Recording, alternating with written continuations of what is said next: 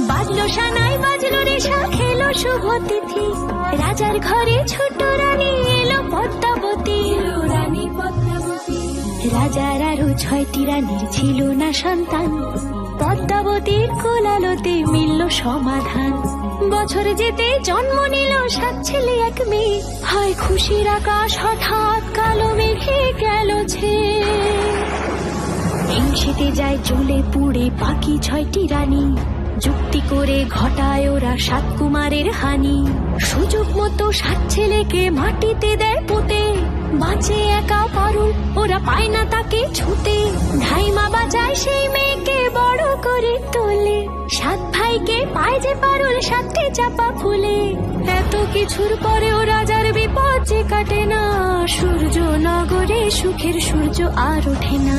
হিংসা বিবাদ বিচ্ছেদ আর প্রেমের কাহিনীতে